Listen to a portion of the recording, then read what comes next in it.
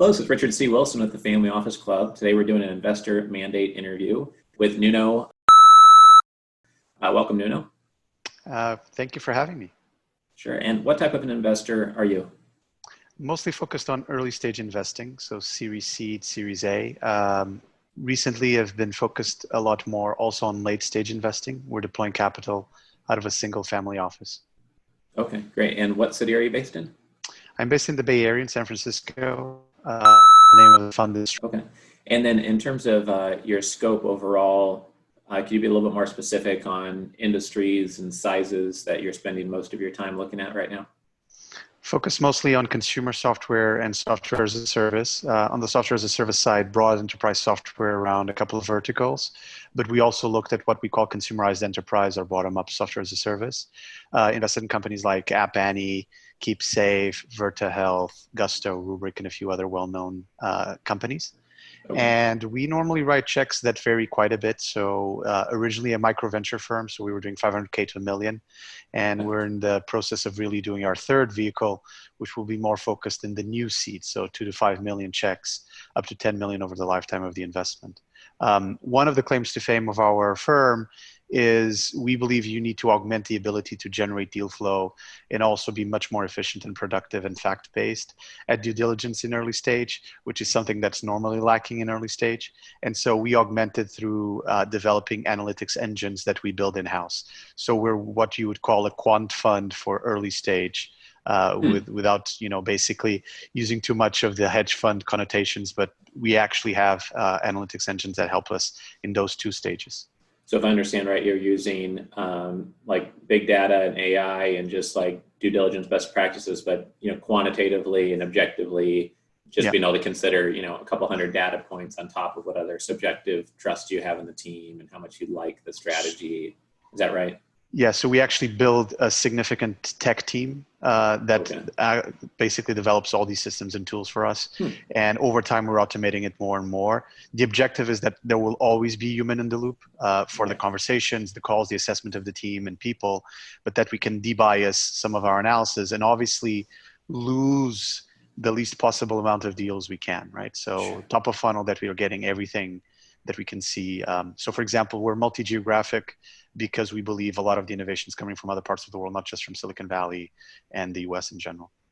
Right. No, I'm glad you said that because some people in Silicon Valley that say, I don't care what's going on anywhere else. We've got all the best deals. So, and I haven't heard of anyone who's gone that deep on that type of an analysis. I would guess it also saves you just a ton of time of just not having to look at some stuff that just, gets graded very poorly on the objective quantitative side. Unless it comes through a very strong referral, it's probably just not even looked at for very long, I'm guessing, right?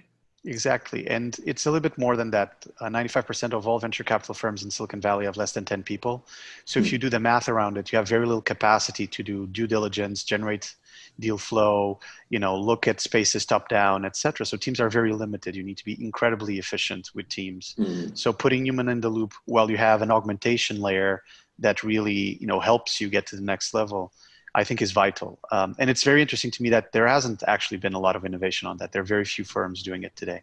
Yeah, I'd be happy to trade notes on that because we're trying to develop further due diligence resources here at the Family Office Club. And I would guess it would apply to some types of family office investments. But I understand this part of the secret sauce of how you do a great job for your investors. So happy to trade notes on what we develop, but it seems like you're kind of a leader in that space. So I think that's totally relevant to what family offices are looking for right now. What's the number one type of investment that your team talks about wanting to source most above everything else? What can you move forward with the fastest, assuming they pass your screens, of course?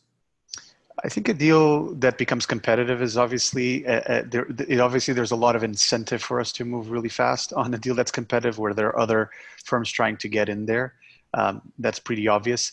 A deal where we feel the company is really very special because of all the numbers we've seen, because of early signals of product market fit. We focus a lot on product market fit. We think that's a way to really de-risk at early Sure. stage. And while many people believe that product market fit can't be seen in early stage, we think you can, and we look a lot at what we call retention engagement numbers, in particular in consumer and software as a service. So those are the things that get us really excited, is that retention engagement numbers are really, really interesting early on, and compared to benchmarks, much above those benchmarks. And then obviously the whole structure of the deal, the team, business model, product, and market.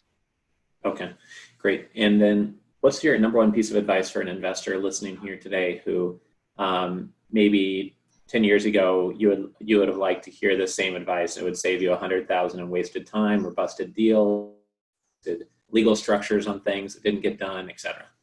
I'll leave two things that took me a while to figure out, as shocking as it may seem. One is markets win. So if the market is not necessarily a great market, don't invest. Doing some basic market analysis, figuring out how the growth is going to look like, and effectively going from total addressable market down to share of market for the potential company, and really understanding if that SOM is really interesting is something that one should be very disciplined about. Investing in bad markets never works, in my experience, even if you have an exceptional team. And the second thing I've learned is to really invest in A or A plus type players in the market. Not invest in subpar teams, not invest in subpar founding teams. That also never works. So those have been the two big lessons learned that I've learned the hard way over the last 10 years. Sure. Great. Yeah, appreciate you sharing those. And what's the best way for someone to get in touch with you? Do you prefer email, LinkedIn, phone?